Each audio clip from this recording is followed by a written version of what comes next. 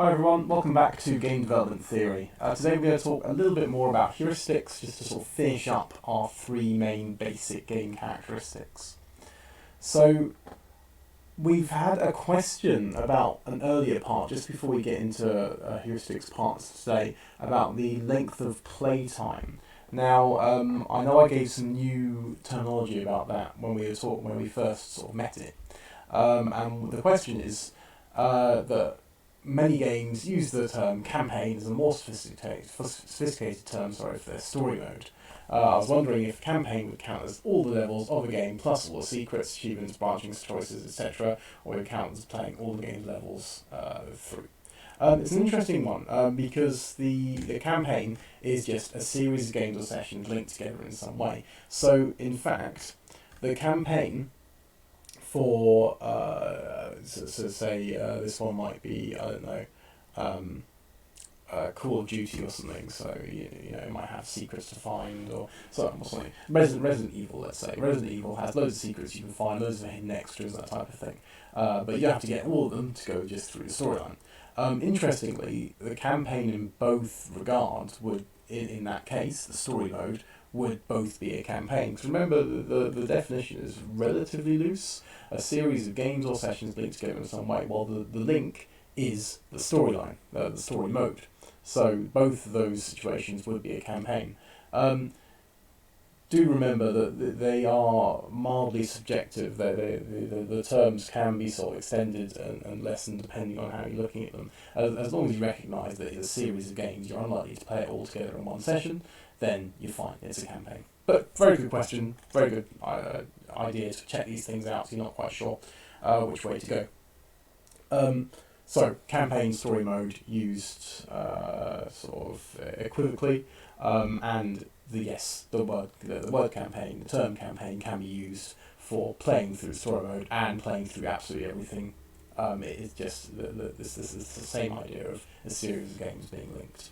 Okay, good question. Moving on. So heuristics. Now, when we talk about good heuristics, we're trying to think we're trying to define a few things about the game. Now, one of the important things to say is, well, that's great. Good heuristics makes a good game, but good in what sense? How are we actually defining it? Well, let's look at a few examples there. So, clear versus muddy. Now, this is talk about transparency and how easy to see things are. So, how easy is it to understand and use the heuristics? Is it very obvious how to go ahead, or is it quite tricky and hard to work out how to use certain things? So, an example of this is SNK 2001 on the GameCube, which is a million years. This came out when you guys were just being born, but it's a very good example because they had two options when you were doing fighting modes. You could either have a situation where you had to input all the combos manually, so down to forward punch for Hadouken, for example. But then they also had a mode where you could just use a second thumbstick and the direction you pointed it did a new move. So just pressing forward on the second thumbstick would actually be Hadouken, pressing down would be the spinning kick, however you say that one, up would be the Shoryuken, so it makes it really, really simple. So the strategies then become ridiculously clear, whereas the strategies, if they're hidden behind combos and learning that and getting that muscle memory going, that would be muddied. Okay.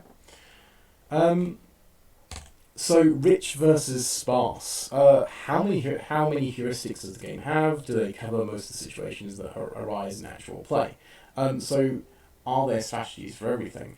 The situation here is you want to think about, well, if there's a strategy that means you can get into a better position from every position, that's going to get pretty dull, because that means that no matter where you are, you can always get back to being in first place.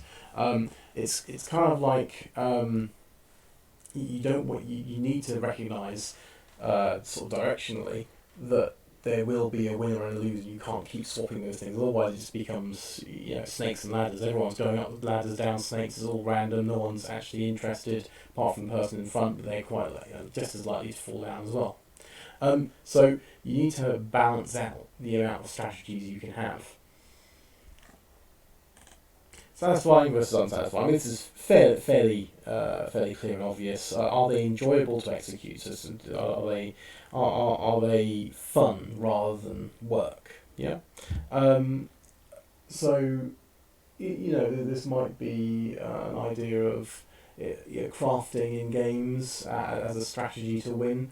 Sometimes that's really well put together. So you'd have gathering resources, make something fun and interesting, go and use that item.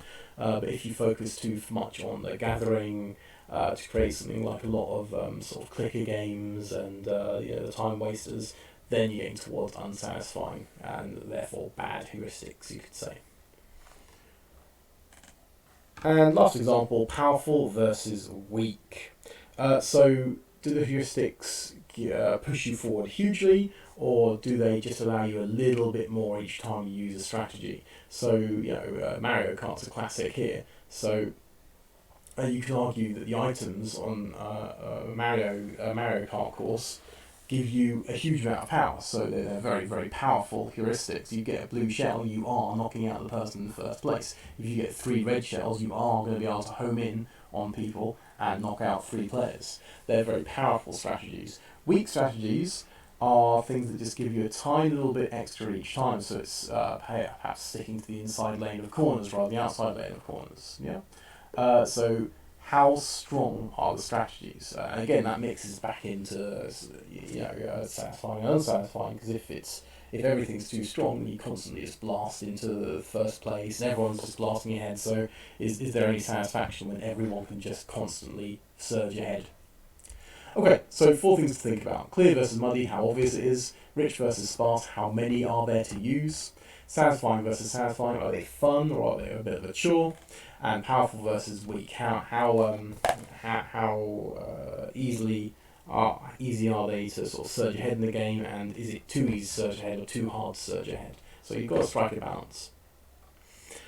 Okay, so the next part I want to talk about is 0 level heuristics. Now these 0 level 0, these mean beginner heuristics. So if you pick up and start playing a game, you would probably think of these rather swiftly. So an example of this might be Uno. So everyone knows Uno, you have 4 coloured decks, you have different cards. It's fairly clear from just a quick explanation of the rules that you want to build up a single suit, so a single colour as much as possible, because then you can put down more cards.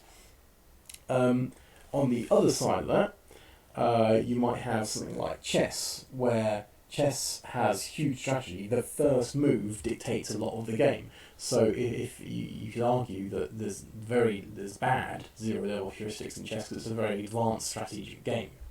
So there we go. Other side of it, intermediate level heuristics, which means advanced effectively. So chess has intermediate level heuristics. You get every move counts. Everything's looking sort of 10, 20 moves ahead, trying to make sure that your strategies are lining up. Interestingly, the main example I've seen for this one is the dots and lines game. So most of you probably would have played this. If you had lots and lots sort of grid of dots, you had to make squares or rectangles to get points, and the larger the more amount of squares you did, you finish, the more points you get. So in the dots and lines game, the 0 level, even though it's such a simple game, 0 level heuristics are very, very dull.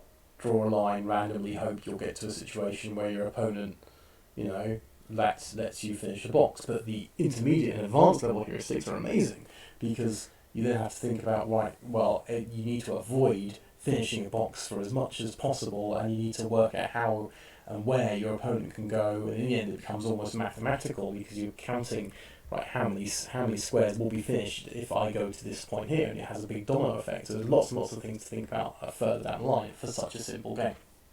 Okay, so they're the new parts there as well. So we've got 0 level heuristics, beginner strategies, and advanced level or intermediate level heuristics, the things that take longer to learn or wouldn't be too obvious to a beginner.